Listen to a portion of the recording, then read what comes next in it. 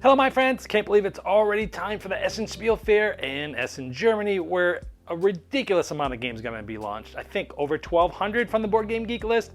So through those 1,200 games, which ones am I most excited about? That's what this video is about. Now, in a few days, I'm also going to be releasing a top 10 games of ones that I've already played that are releasing in Essen or have just released leading into Essen. This will be the first convention they'll be at.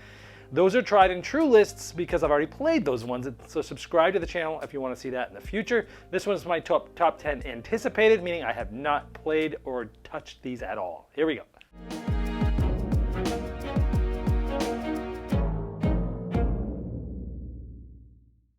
Before I get to the moment you've been waiting for, I wanted to tell you about the Sell Trade program at Noble Knight Games. Now, as gamers, we all have games that are cluttering our shelves that we either don't have the right group for or might even not like it. Well, now you can turn those unappreciated games into cash or store credit. Noble Knight Games buys thousands of games and gaming products. It's easy to send them a list of the games that you'd like to sell or trade. Now they'll send you a quote and even pay for the shipping of the games. Get treated and paid like royalty while you sit back and collect cash or store credit. To get started, click the link in the description of this video or in that upper right corner there, and then click the Sell Trade button. Number 10. First one is called Serial Killer. This is a little game. It's basically a deduction game. A string of unsolved crimes has left the city on edge as cunning killer leaves victims in the shadows. Now their weakness? A serial addiction. Now will the investigation team figure out their whereabouts in time to arrest them? One player goes as the killer, and their goal is to get 6 victims while secretly moving along the streets. The other player is a detective who will test their deduction skills to track the criminal and interrogate witnesses for key information to arrest them before the week ends. So essentially, yes, this is a deduction game with hidden movement, 2 to 3 players, plays in a quick 10 to 15 minutes. And again, I love deduction games. I love hidden movement games. The theme here is cute. The play on words is cute. And I'm always looking for hidden movement games that are fast and quick and easy to play for filler games, because a lot of the hidden movement games tend to be bigger, more grandiose games, which I love, you know, there's from Whitechapel and things like that. But I do like smaller, quicker ones too, because those games don't get out as often, and this allows them to come out more often. So that is Serial Killer. Number 9. Now the next one is called Batam. I'm interested in this because Stefan Dora is the designer. He's most known for designing For Sale, the classic game. Now in this, it's a high seas race with a twist where riches, not speed, wins the day. Because you're a captain of a scrappy ship racing to visit 4 far-flung islands on your way to Batam. Now to win, you'll need to outsmart your rivals to rake in the most rewards, but here's the twist. You must hire your crew, with bribes of course, roll your sailors, which are dice, and then assign them to other players' ships, never your own. So you need to outsmart your competition by bumping their best sailors and sabotaging their plans, but watch out because you might get seasick crew that refuses to sail. So you'll be navigating the archipelago to drop your markers first, claiming island rewards, and charging latecomers for stepping on your turf, paying your sailors well, managing your moves wisely, and timing your return to port just right. And you can try to be first to the bay. Even though that doesn't win, the richest pirate takes the crown. So this is interesting. It's a thing where it's kind of a race, but it's not a race because you can get there first and not win. A lot of the clever things of like, hey, you're assigning sailors, but never to your own ships. Seems like it's going to have high player interaction, lots of depth, not a lot of complexity or rules. And Stefan Dora is a true, a tried and true tested designer. That's why this one's on the list. Number 8. Number 8 is Animal Rescue Team. Now this is a cooperative game. It's co-designed by Matt Leacock, who is like the king of cooperative games. And in this, you'll work with a team of expert specialists to safely evacuate animals to shelters before time runs out. Now when disaster strikes, animals will need your help to escape floods, fires, and earthquakes. You'll be testing your skills against the worst disasters that nature has to offer, like freeing a cat trapped in a collapsed building, or rescuing a goat from a rushing river, or saving a pair of dogs caught behind a fire line. Now you'll be retrieving the right equipment, rescuing animals in danger, and returning them to safety. Yeah, I love cooperative games. Matt Leacock is just one of my favorite designers. I love the theme. I am a huge animal lover. I used to run a Greyhound rescue where we put dogs into prisons and taught inmates how to become dog trainers. I'm a huge animal lover, and the art looks great. The theme, the designer, all this together just looks so amazing. Why it's on this list for me. Number 7. Next one is called Five Families. Now, this is designed by Friedman Fries, who's mostly known for, Power Grid. He's one of my favorite designers as well. This is done by Skelly Games, which I thought was interesting because usually he does his games through 2F Spiel, which is kind of like his publishing company. So I think this is the first time I've seen him do this. Maybe they've done some in the past, but anyways, this is set in New York in 1931. Now, the five families divide the city's underworld among themselves. After a major gang war, the mobsters want to fight more against law and order than against each other, and to agree on critical decisions in the future. But until the distribution of the city is finalized, each family will try to get as big of a piece of the pie as possible. So it's an area control game with an economic element where you want to use mobsters to secure control of as many neighborhoods as possible, but never forget that you always need to have enough money and followers at your disposal. So I love area control games. I love economic games, even more than area control games. And Friedman Fries is one of my favorite designers. And he always thinks differently than everybody else. And his games are just different. And I like that about him. And that's why he's on this list. Designer that I love, a theme that I think is cool. I like the mobster theme too. And I like area control, I like economic games. That's why this one's on this list. Number 6. The next one is Sanctuary. Now, Sanctuary is based on its predecessor, Ark Nova, but modifies and simplifies many of the mechanisms of that game in an elegant way. Now, your goal is to find the best way to puzzle together your animals, buildings, and projects on your zoo map. Now, you'll plan and design a modern, scientifically managed zoo for animals and visitors. A supply of 135 unique zoo tiles provide you with animals, buildings, and projects. Now, in every game, you want to find the best mix from those available to build the most successful zoological establishment. Now, different effects on your tiles will help you to achieve conservation goals and increase the attraction of your zoo. Now, each player has had a set of 4 action cards to manage their gameplay, and the power of an action is determined by the slot that the card currently occupies. One of those cards will let you play projects, and the other 3 cards let you play animals of a specific habitat: forest, rock, or water. Now, I'm interested in this one because I liked Ark Nova quite a bit. It doesn't come out often because it's just so darn long. It's 3+ hours. This is supposed to play in like under half the time. It's more of a tile laying game than a card game. There's actually been a handful of reviews that have already come out for this.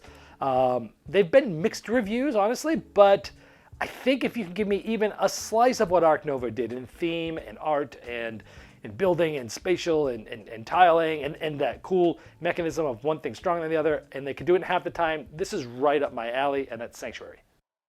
Number 5. Next one is Fea's Swamp. Now in this, you take on the role of a clan of swamp dwellers aiming to become the most prosperous in the area. Now to succeed, you need to adapt your surroundings by finding the best fishing and settlement spots, now as well as choosing the right trading partners. Now you can also venture into nearby abandoned temples where powerful deities lie in wait to be awakened. You'll be using unique characters or guides to position your clan's workers in order to take various actions that help you gain victory points and gain advantages over the other players. You'll be moving your boats across the swamp and be fishing, trading with other clans, exploring abandoned temples in Fea, and building new settlements that will enhance your clan's abilities. You'll also be improving your navigation, which increases your boat speed. You'll be hosting festivals where each clan contributes fish to earn victory points, or building new cult spaces that bring prestige to the small islands that form in the swamp. The main objective is to become the clan that contributes the most to the development of Fea, and to achieve this, you'll also need to meet variable goals specific to each game section. Now this just seems interesting. It seems different. It seems, the theme seems cool. I've read a lot online. I've watched some videos on it. It seems cool. People are saying that this is like, a lot of people are like, hey, this is already going to be my top 10 of the year. So it's got a lot of praise already from the few people that have reviewed it, and it does just look very interesting and different. Number 4. This next one is called Pulitzer. Now, it's designed by Danny Garcia, most known for Barcelona and Windmill Valley. He's been putting out hits the last few years. Now, in this, you take the reins of a team of American investigative journalists during the early stages of the turbulent decade of the 1970s. The Vietnam War, the Pentagon Papers, the Watergate crisis. You'll work to maintain the prestige and sales of the newspaper while dedicating the necessary resources to complete the investigation of the big story. You'll be using a board and a string to connect the evidence, which is a unique and cool concept. Now, you'll use secret worker placement. Some evidence will be worth more to you as a personal goal, and you'll need to find at least 5 of those to be able to score in the end. Now, you'll be matching evidence and column cards to pin it on your board, but you'll also be getting points by having a further reach than your opponents, by gathering houses and having majorities of those different houses in different colors. And those are gained by total worker secret values in rows or columns of some of the worker placement spots. I love worker placement. I love historical themes. This theme is just awesome. It just seems so cool that you're trying to gain the evidence to win the Pulitzer Prize, but you've got that secret worker placement, which I've always loved. You've got some set collection. You've got some spatial aspects as to gaining those houses by having the most in the row or column and then having that for set collection, but you're trying to get the evidence. Certain evidence is specific to you that you need to get 5 of those. It all seems really, really cool. The theme looks amazing. The board, just the string and stuff looks awesome. This looks unique. It hits right up my alley. Number 3. The next one is Recall. Now, this is the same design team that designed Revive, which is one of my favorite games, and it's very different from Revive from what I've seen and read and heard, but it also has some similarities, it looks like, too, like building out the map and triggering abilities and combos on certain things.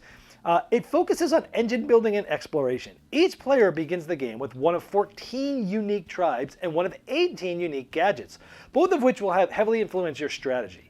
Now, your opportunities. But throughout the game, you'll lead your tribe, explore the lands, and discover traces of ancient civilizations to learn from them. An important part of the game is searching dig sites for traces of ancient civilizations. These sites unlock access to the abilities and gadgets of ancient tribes, in addition to providing important scoring opportunities. 3 times during the game, players must choose one of the 2 paths, with the chosen path providing an immediate bonus, as well as boosting an endgame scoring categories. And there's lots of ways to combo actions and bonuses to chain them together. You had me at Designers of Revive. End of story. I would have been interested in this anyways. But the fact that it kind of looks like it with the map and the way that you're building on certain terrains, and those give you different things, and then all these different gadgets give you different bonuses, and you're kind of chaining bonuses together. A lot of it seems similar, but it also is very different as well. And for all those reasons, that's why this one's on this list so high. Number 2. The next one is the Voynich Puzzle, another very unique historical game. The Voynich manuscript, named after the bookseller who discovered it in 1912, is an enigma that has resisted human curiosity for over 600 years. Now, is it a secret code of alchemists, or perhaps an elaborate hoax by some medieval genius? Every theory falters before the abyss of its unknown author. Its incomprehensible purpose and unreadable language, but one thing's for certain: whoever delves into its pages will never see the world the same way again. Now, the manuscript has fallen into your hands. The ink is dry, but the story lives on, and you're about to write its next chapter. In the Voynich Puzzle, you'll be collectively trying to decipher the Voynich manuscript using your copy of the book as a main tool to do it. Now, as the collective understanding as the manuscript grows, you'll be able to gradually decipher pages of your book, improving on your chances to decode it. Now, the player with the most overall knowledge at the end of the game will win, but on your turn, you'll be selecting a double page on your book and performing actions at the top sides of those, which are pages. Now, each of those pages will allow you to interact with one of the 5 main sections of the manuscript: botany, astrology, baths, writing, and recipes. And once you gain enough knowledge in an area, you'll be able to share that knowledge, adding a piece of a jigsaw puzzle to that manuscript that it represents.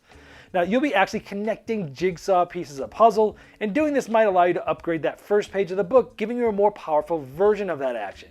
All players will have access to that knowledge, helping them decipher the manuscript, which is represented by turning and flipping of the cards in your book, and deciphering that manuscript gives you access to better actions and endgame scoring.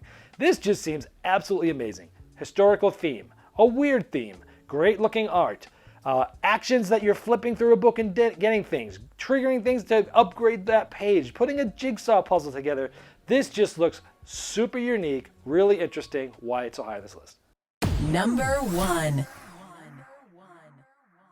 before I get to the moment you've been waiting for, I wanted to let you know that Game Toppers is giving 15% off premium game mats and accessories specifically to my US and Canada audience using code GameBoyGeek15 off for a limited time only. Hear more about this at the end of my final thoughts.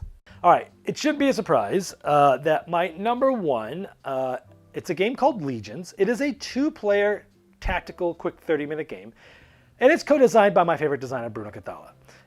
Now, it's also co-designed, he's worked with these other designers in different other games, like the original Abyss, and Queens, the B game, and Orichalcum and such. Now, this is set in the Abyss universe, which has amazing art. And you're going to be compete to reign over the districts of the city and, by extension, the throne of the kingdom. Now, each turn, you'll play a Legion card on your side of the Abyss city, trying to recruit a war hero and gain the majority of influence of the different districts to obtain special powers. Now, you'll play one Legion card from your hand, which goes from numbers 1 to 31. Whoever plays the lowest card places the card in the corresponding colors row. There's basically like 5 lanes of mini battles that are each different colors. Now, it also takes one Legion card, because there's 2 of them that you can see. They'll take one of those or a random one off the top. Then whoever played the higher number also places their card and takes the one of the cards that's left, either the one that's still there or one off the top. Now, the perk of playing the higher card is that the Legion card that wasn't taken shows which color of the person who played the lower card will be attacked. So it's like, hey, you leave something, you might allow that other opponent to also leave it, and that's the color that you're going to be attacked. So you're leaving like weaknesses out there, which I always love it when you're drafting things, and like what you don't draft affects something hugely, and it does with this. You're basically flipping all the cards of that person in the line face down when they get attacked, and you need them face up because you're trying to have majorities and activate abilities. Lines are controlled for whoever has the most cards, and controlling those give you some certain bonuses. Now, when a person has 3 cards on a color, or 1 in each of the 5 colors, they take an open hero of the same color. There's all these heroes available. Then they place 2 cards below that hero by the side of the board, thus gaining a hero. It lowers the presence of a person on that particular color. It basically takes the strength away from that color, but also provides points and banners and such like that. Now, having a majority of each color, it slides the token towards you, and you can use the ability of that color. So it's basically like little mini area control battles. If you have the majority, you get a bonus, and you're also winning banners, and you're trying to get the 5 banners to win. This just seems so cool. Like, Bruno is just a mastermind, and he chooses very good designers to work with him as well. And it's also influenced because, Gatsby had come out at Gen Con. It's actually come out at Essen, but it was a pre-release at Gen Con, and the game was absolutely amazing. And he's just on fire right now. And so I loved Abyss. I love the art of Abyss. I like these tactical games. I love that you've got 5 different area control battles. I like that you're going to be playing cards, and then depending on the number, higher or lower than your opponent, something's going to happen. You're going to give up choices. You're trying to win the majorities, but also the higher card gets you a hero, which can activate abilities, but then it's pulling it away from the majorities, and you're trying to win 5 banners. A lot going on in such a quick, easy game. It's the reason why this is my number 1, and this is Legions. Well, I hope this helped you learn about some games you hadn't heard of, or learned a little bit more about ones that you had heard of. Next week, I'm going to be coming out with my top 10 games at Essen that I've already played, and these are new releases that I've already played, so it's a really good, tight list. If you haven't subscribed to the channel, do so you don't miss that. This is the Game Boy Geek, breaking down barriers, growing relationships with board games, and helping you on the next one you love. Game Toppers upgrades every game you play, being the one table to rule them all with Game Toppers, leg kits, dining covers, premium game mats, and more. And for a limited time only, my US and Canadian audience can get 15% off their premium game mats and accessories using the promo code GameBoyGeek15 off. Also, go to GameToppersLLC.com to check out all the options, or for worldwide late pledges of their recent 5.0 Kickstarter.